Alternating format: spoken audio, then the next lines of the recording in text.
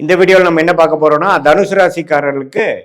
2026 ஜனவரி மாதம் எத்தகைய ஒரு மாதமாக பலாபலன்கள் நிறைந்த ஒரு மாதமாக சயின்டிபிக் வேதிக் அஸ்ட்ராலஜி முறையில் நாம பலன்கள் பார்க்க போறோம், துல்லியமான பலன்கள் பார்க்க போறோம். பரிகாரங்கள் அது மாதிரி விஷயத்துக்குள்ள போகாமல் மிகைப்படுத்தாமல் உள்ளது உள்ளவாறு பார்க்க போறோம். உங்களுடைய போன ஜென்மத்தில் செய்த பாவ புண்ணியங்களுக்கு தகுந்த மாதிரி இந்த ஜென்மத்தில் உங்களுடைய கர்மா எப்படி செயல்படுகிறது, கிரகத்தின் மூலமாக, பயிற்சிகள் மூலமாக, தசாபுக்திகள் மூலமாக எப்படி இருக்குன்னு பார்க்க போறோம். அதுல இப்போ கோச்சார் அமைப்புல ஜனவரி மாதம் 2026 தனுசு ராசிக்கு இருக்கக்கூடிய ஆண்டு கிரகமாகிய சனி, குரு, ராகு, கேது, அதே மாதிரி மாத கிரகமாகிய செவ்வாய், சூரியன், சுக்கிரன், புதன்கிற கிரகங்கள்லாம் எது மாதிரி ஒரு மாற்றங்களை கொடுக்க போகுது, எது மாதிரி தாக்குதலை நல்ல ஒரு அமைப்புகளாக அல்லது ஒரு மாதிரியான சிரமமான அமைப்புகளாக எப்படி இருக்க போகுதுங்கிறது நாம கொஞ்சம் துல்லியமா பார்க்க போறோம்.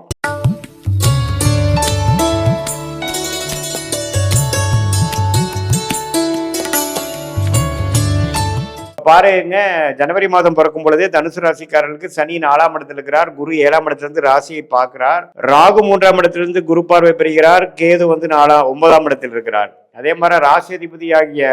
குரு ராசியை பார்த்தாலும் ராஜயோகாதிபதி என்று சொல்லப்படுகிற செவ்வாய் ராசிக்குள்ளேயே இருந்து குருவின் பார்வை பெறுகிறார். ஸோ 2 ராஜயோகாதிபதி, அதாவது குருவும் செவ்வாயும் பார்த்துக்கிறது ரொம்ப நல்ல விஷயம். அதே சமயத்துல புதன், சுக்கிரன், சூரியன் எல்லாமே, சூரியனும் ராசிக்குள்ள, குருவின் பார்வை ராசிக்குள்ள, ராஜயோகாதிபதி செவ்வாய் ராசிக்குள்ள, இதெல்லாம் இருக்கிறது ரொம்ப விசேஷம். ஸோ ஆண்டு பிறக்கும் பொழுதே தனுசு ராசிக்காரர்களுக்கு உற்சாகத்தையும் நல்ல ஒரு மன நிறைவையும் மன மகிழ்ச்சியும் கொடுக்கக்கூடிய அமைப்பு முதல் 2 வீக்ஸ் தை மாசம் பிறக்கிற வரைக்கும் இருக்கு. நம்ம சில உத்வேகமாக சில விஷயங்கள் இருக்கும். நீங்க என்ன பிளான் பண்ணீங்களோ அதெல்லாம் கடகடன்னு நடக்கிற அமைப்புகள், வேலைக்கு நினைக்கிறவங்களுக்கு நல்ல வேலை மாற்றங்கள், நம்ம இந்த நியூ இயர்ல சில பிளான் பண்ணியிருப்பீங்க, அது மாதிரி சில விஷயங்கள், கட்டிடம், இடம், வீடு, வண்டி, வாகன விஷயத்துல நல்ல அமைப்புகள், தொழில் விஷயங்கள், வேலை விஷயத்துல நல்ல மாற்றங்கள், திருமண விஷயங்கள், குழந்தைகள் விஷயங்கள் எல்லாத்துலேயுமே ஓரளவுக்கு அனுகூலமான ஒரு அமைப்பை கொடுக்கக்கூடியது இந்த மாதத்தின் முதல் 2 வீக்ஸ் என்று சொல்லப்படுகிற ஃபர்ஸ்ட் ஹாஃப்ல தனுசு ராசிக்காரர்களுக்கு இருக்கு. அதுக்கப்புறம் பார்த்தீங்கன்னா ஸ்லோவா அந்த தை மாசம் பிறக்கும் பொழுது இந்த மாத கிரகமாகிய சூரியன்,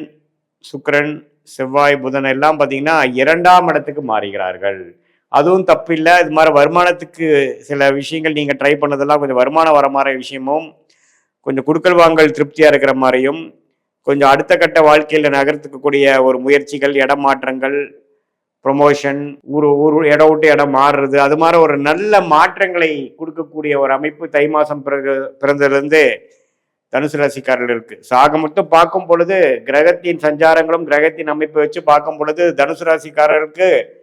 2026 பிறக்கிறது ஓரளவுக்கு நல்ல ஒரு அமைப்பை கொடுக்கக்கூடிய அமைப்பு இருக்கு. 2025 சில விஷயங்கள் நம்ம ஸ்ட்ரெஸ்ஃபுல்லா, நம்ம பிரச்சனைக்குரியதாக சில விஷயங்கள்ல நம்ம ட்ரை பண்ணதுக்கு ரிசல்ட் வரல அப்படிங்கிற மாதிரி இருக்கக்கூடிய அமைப்புகள்லாம் போக, இப்ப வரக்கூடிய காலகட்டங்கள் உண்மையே துல்லியமான ஒரு பலன்கள், உண்மையான நீங்க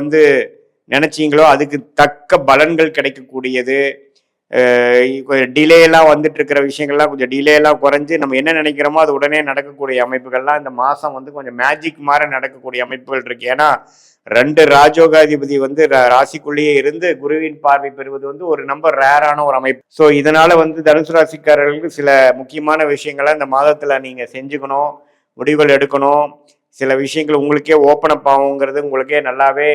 வாழ உங்களுக்கு கண்டிப்பா தெரியும். ஸோ இது மாதிரியான அமைப்புகள் இருக்கக்கூடிய தனுசு ராசிக்காரர்கள் பார்த்தீங்கன்னா கொஞ்சம் 2026 ஜூன் மாசத்துக்கு அப்புறம் சில மாற்றங்களை கொடுக்கக்கூடிய இடமாற்றங்கள், அபிவிருத்தி, ப்ரொமோஷன், டெவலப்மெண்ட்டை நோக்கி போகக்கூடிய தனுசு ராசிக்காரர்களுக்கு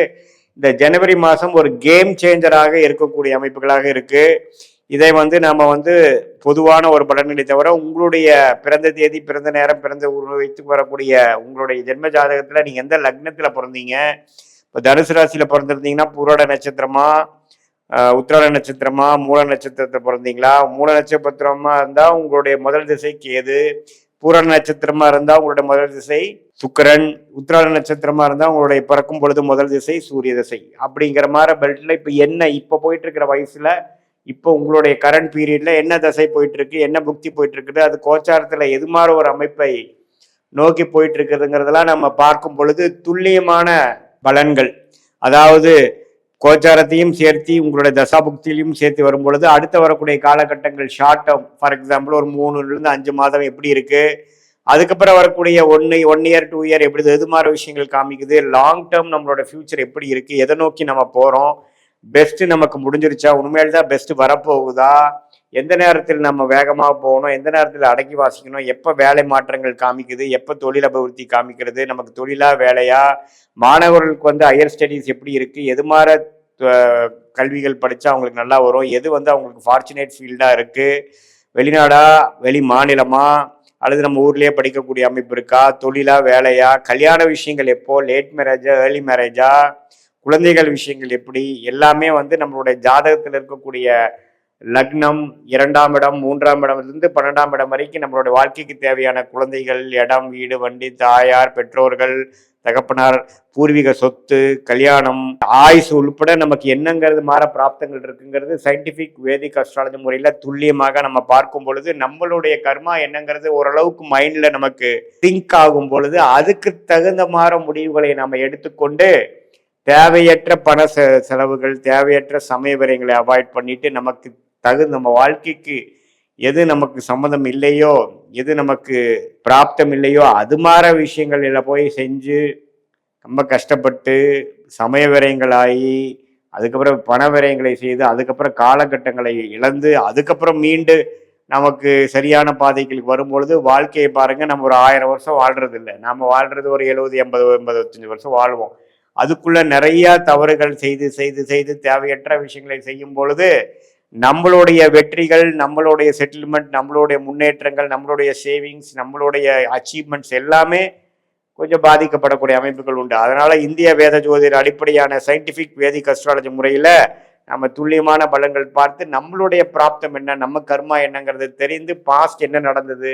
ப்ரெசன்ட் என்ன, ஃபியூச்சர் என்னங்கிறதெல்லாம் ஒருங்கிணைத்து நம்ம பார்க்கும் பொழுது கண்டிப்பாக நம்ம வந்து ஒரு கிளாரிட்டி, எப்போ ஒரு கிளாரிட்டி வந்ததுன்னா நமக்கு ஒரு உத்வேகம் கிடைக்கும். உத்வேகம் வந்ததுன்னா வாழ்க்கையில வந்து என்ன சிரமங்கள் வந்தாலும்